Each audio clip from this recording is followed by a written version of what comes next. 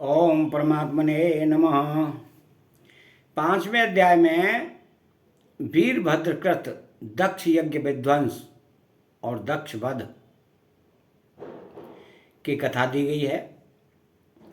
श्री मैत्रेय जी कहते हैं कि महादेव जी ने जब देव ऋषि नारद के मुख से सुना कि अपने पिता दक्ष से अपमानित होने के कारण देवी सती ने प्राण त्याग दिए हैं और उसकी यज्ञ वेदी से उत्पन्न हुई रिभुओं ने उनके पार्षदों की सेना को मारकर भगा दिया है, तो उन्हें बड़ा ही क्रोध हुआ। उन्होंने उग्र रूप धारण कर क्रोध के मारे होठ चबाते हुए अपनी एक जटा उखाड़ ली, जो बिजली और आग की लपट के समान दीप्ति हो रही थी, और सहसा खड़े होकर बड़े गंभीर अट्टहास के साथ उसे पृथ्वी पर पटक दिया। उससे तुरंत ही एक बड़ा भारी लंबा चौड़ा पुरुष उत्पन्न हुआ। उसका शरीर इतना विशाल था वह स्वर्ग को स्पर्श कर रहा था। उसके 1000 भुजाएं थी, मेघ के समान श्याम वर्ण था, सूर्य के समान जलते हुए 3 नेत्र थे, विकराल डाढ़ें थीं और अग्नि की ज्वालाओं के समान लाल लाल जटाएं थीं। उसके गले में नरमुंडों की माला थी, हाथों में तरह तरह के अस्त्र शस्त्र थे।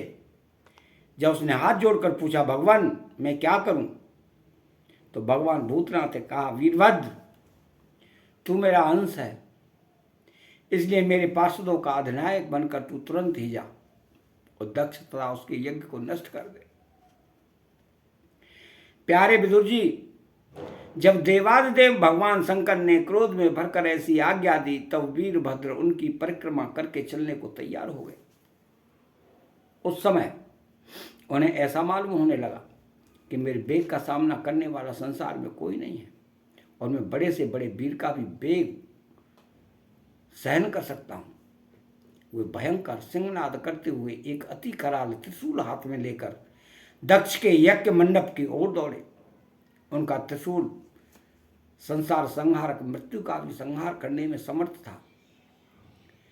भगवान रुद्र के और भी बहुत से सेवक गर्जना करते हुए उनके पीछे हो लिए। उस समय वीरभद्र के पैरों के नूपुरादि आभूषणों झनन झनन बसते जाते थे। इधर यज्ञशाला में बैठे हुए ऋत्विज, यजमान सदस्य तथा अन्य ब्राह्मण और ब्राह्मणियों ने जब उत्तर दिशा की ओर धूल उड़ती देखी, तब वे सोचने लगे कि अरे ये अंधेरा सा कैसे होता जा रहा है, ये धूल कहाँ से छा गई। इस समय न तो आंधी चल रही है और न कहीं लुटेरे ही सुने जाते हैं, क्योंकि अपराधियों को कठोर दंड देने वाला राजा प्राचीन वरी अभी जीवित है। अभी गौओं के आने का समय भी नहीं हुआ है, फिर यह धूल कहाँ से आई। क्या इसी समय संसार का प्रलय तो नहीं होने वाला है।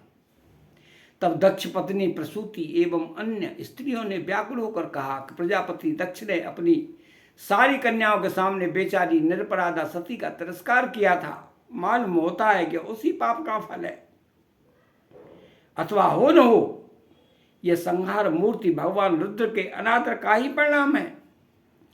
प्रलय काल उपस्थित होने पर जिस समय वे अपने जटाजूट को बिखेर कर शस्त्रास्त्रों से सुसज्जित अपनी भुजाओं को ध्वजाओं के समान फैलाकर तांडव नृत्य करते हैं, उस समय उनके त्रिशूल के फलों से दिग्गज बन जाते हैं तथा उनके मेघ गर्जन के समान भयंकर अट्टहास से दिशाएं विदीर्ण हो जाती हैं। उस समय उनका तेज असह्य होता है। वो अपनी भौहें टेढ़ी करने के कारण बड़े दुर्धर्ष जान पड़ते हैं और उनकी विकराल डाढ़ों से तारागण अस्त व्यस्त हो जाते हैं। उन क्रोध में भरे हुए भगवान शंकर को बार बार कुपित करने वाला पुरुष साक्षात विधाता ही क्यों न हो, क्या कभी उनका कल्याण हो सकता है।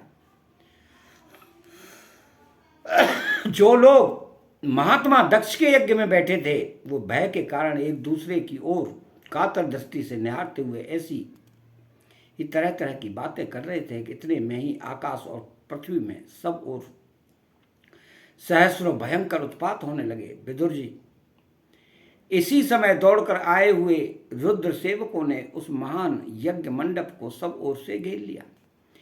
वे सब तरह तरह के अस्त्र शस्त्र लिए हुए थे। उनमें कोई बौने, कोई भूरे रंग के, कोई पीले, कोई मगर के समान पेट और मुख वाले थे। उनमें से किसी प्रांगवंश यज्ञशाला के पूर्व और पश्चिम के खम्भों के बीच में आड़े रखे हुए डंडे को तोड़ डाला। किन्हीं ने यज्ञशाला के पश्चिम की ओर स्थित पत्नी शाला को नष्ट कर दिया। किन्हीं ने यज्ञशाला के सामने का सभा मंडप और मंडप के आगे उत्तर की ओर स्थित अग्निर्ध शाला को तोड़ दिया। किन्होंने यजमान गृह और पाकशाला को तहस नहस कर डाला। किन्हीं ने यज्ञ के पात्र फोड़ दिए, किन्हीं ने अग्नियों को बुझा दिया, किन्हीं ने यज्ञ कुंडों में पेशाब कर दिया, किन्हीं ने वेदी की सीमा के सूत्रों को तोड़ दिया।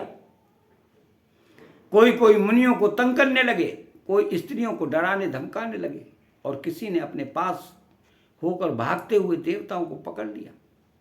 मणिमान ने भृगु ऋषि को बांध लिया और वीरभद्र ने प्रजापति दक्ष को कैद कर लिया तथा चंडीस ने पूषा को और नंदीश्वर ने भग देवता को पकड़ लिया। भगवान शंकर के पार्षदों की यह भयंकर लीला देखकर तथा उनके कंकड़ पत्थरों की मार से बहुत तंग आकर वहां जितने ऋत्विज सदस्य और देवता लोग थे सबके सब जहां तहां भाग गए। भृगु जी हाथ में सुरवा लिए हवन कर रहे थे। वीरभद्र ने उनकी दाढ़ी मूछ नोच ली, क्योंकि उन्होंने प्रजापतियों की सभा में मूछें ऐंठते हुए महादेव जी का उपहास किया था। उन्होंने क्रोध में भरकर भग देवता को पृथ्वी पर पटक दिया और उसकी आंखें निकाल ली, क्योंकि जब दक्ष देव सभा में श्री महादेव जी को बुरा भला कहते हुए शाप दे रहे थे उस समय उन्होंने दक्ष को सैन देकर उकसाया था। इसके पश्चात जैसे अनिरुद्ध के विवाह के समय बलराम जी ने कलिंगराज के दांत उखाड़े थे, उसी प्रकार उन्होंने पूषा के दांत तोड़ दिए। क्योंकि जब दक्ष ने महादेव जी को गालियां दी थी उस समय ये दांत दिखाकर हंसे थे। फिर वे दक्ष की छाती पर बैठकर एक तेज तलवार से उसका सिर काटने लगे, परंतु बहुत प्रयत्न करने पर भी वे उस समय उसे धड़ से अलग न कर सके। जब किसी भी प्रकार के शस्त्रों से दक्ष की त्वचा नहीं कटी तो वीरभद्र को बड़ा आश्चर्य हुआ और वे बहुत देर तक विचार करते रहे। तब उन्होंने यज्ञ मंडप में यज्ञ पशुओं को जिस प्रकार मारा जाता था उसे देखकर उसी प्रकार दक्ष रूप उस यजमान पशु का सिर धड़ से अलग कर दिया। यह देखकर भूत प्रेत और पिशाच जाति तो उनके इस कर्म की प्रशंसा करते हुए वाह वाह करने लगे और दक्ष के दल वालों में हाहाकार मच गया। वीरभद्र ने अत्यंत कुपित होकर दक्ष के सिर को यज्ञ की दक्षिणाग्नि में डाल दिया और उस यज्ञशाला में आग लगाकर यज्ञ को विध्वंस करके वे कैलाश पर्वत को लौट गए। अतः 5वां अध्याय यहीं समाप्त होता है। चैनल को सब्सक्राइब करें, बेल आइकन घंटी को दबाएं और कमेंट बॉक्स में राधे कृष्णा लिखें। जय श्री कृष्ण।